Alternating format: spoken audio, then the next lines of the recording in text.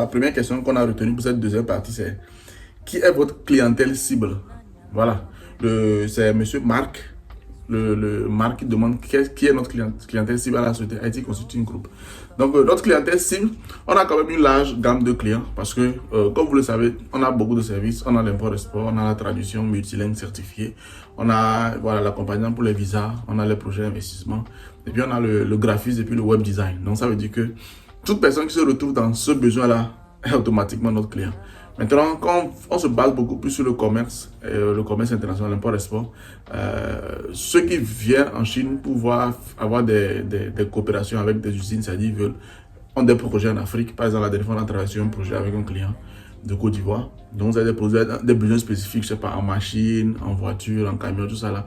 Donc, c'est des trucs sur lesquels on prend beaucoup de temps pour travailler. Donc, ça, c'est un type de nos clients, voilà.